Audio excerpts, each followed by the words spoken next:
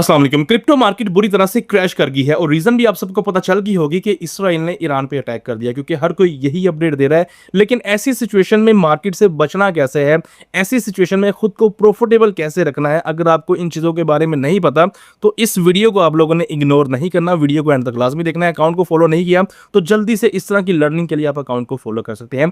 परसों की डेट में जब सीपीआई डाटा आया था 2.4%, जो कि बुलिश डाटा था, और मैंने उसी टाइम अपने फ्री टेलीग्राम चैनल में अपडेट दी थी कि डाटा बुलिश है लेकिन मार्केट अपना फायदा देखेगी, और डेफिनेटली मार्केट का फायदा नीचे आने में था और लॉन्ग ओपन नहीं करना। और इथेरियम के बारे में भी काफी ज्यादा हाइप क्रिएट थी कि इथेरियम 3000 या 3200 को टच करेगा, लेकिन मैंने अपने फ्री टेलीग्राम चैनल पे यही अपडेट दी थी कि इथेरियम अपने स्ट्रॉन्ग रिजेक्शन लेवल पे है। और कल के वॉइस मैसेज में भी मैंने अपनी फ्री कम्युनिटी को यही बोला था कि लॉन्ग ओपन नहीं करना। ये थोड़ा सा वॉइस मैसेज आप खुद भी सुन लें। लेकिन यहाँ पे आपको एक चीज़ समझनी चाहिए कि इन केस अगर आप किसी कॉइन के ऑल टाइम हाई से जो है वो स्टक हो जाते हैं और वो कॉइन गिर जाता है तो आपके लिए फिर उससे निकलना मुश्किल हो जाता है। ठीक है, तो इसलिए ऑल टाइम हाई के करीब जब भी कोई कॉइन हो वहाँ पे लॉन्ग से हमेशा अवॉइड करना चाहिए, कुछ टाइम स्टे कर लेना चाहिए, देखना चाहिए कि मार्केट का बिहेवियर क्या है। अगर मार्केट का बिहेवियर 2-3 दिन के बाद स्टेबल होने के बाद कुछ मूव्स अगर आपको नजर आते हैं फिर बेशक आप लॉन्ग की तरफ चले जाओ, लेकिन फौरी उसी टाइम लॉन्ग की तरफ जाना ये एक किस्म की बेवकूफ़ी होती है।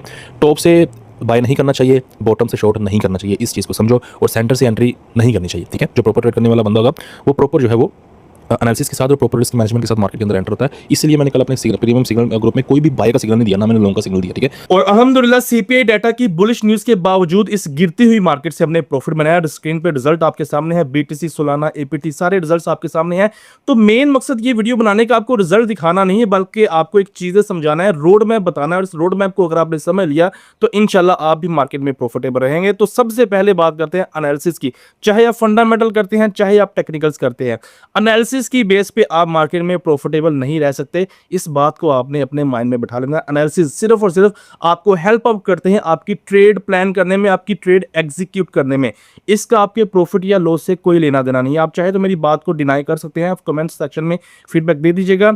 आपके प्रॉफिट एंड लॉस का जो ताल्लुक है वो सिर्फ और सिर्फ इन 5 चीजों पे है, और डे 1 से मैं इन्हीं के ऊपर बात करता रहा हूं। नंबर 1 पे मनी मैनेजमेंट, नंबर 2 पे trade management, number 3 rules, number 4 psychology, number 5 patience. ये 5 चीजें अगर आपके पास नहीं है आप मार्केट में प्रॉफिटेबल नहीं रह सकते। इस तरह की क्रैशेस भी आएंगे, डंप्स भी आएंगे, आपको लिक्विडेट करेंगे, आपके स्टॉप लॉसेस हिट करेंगे और आपको मार्केट से उठा के बाइट फेंक देंगे। और कुछ ही दिनों के बाद, कुछ ही घंटों के बाद वही ट्रेड आपकी प्रॉफिट में होगी। अभी इथेरियम की मिसाल आपके सामने है, इथेरियम का रिजल्ट आप देख सकते हैं। जो मैं अक्सर कहता हूं कि ट्रेड का लॉस में जाना और ट्रेड का लॉस हो जाना, दोनों में जमीन आसमान का फर्क है। और ये फर्क तभी पॉसिबल है जब आपने रूल्स एंड डिसिप्लिन को फॉलो किया होगा। तो पहले की ट्रेड ये थी और बाद की ट्रेड का रिजल्ट भी आपके सामने है। और ये पांचों की पांचों चीजें एक चीज पे डिपेंड करती है। अगर आपके पास वो नहीं है तो बाकी की 4 भी फेल हैं, और वो है मनी मैनेजमेंट।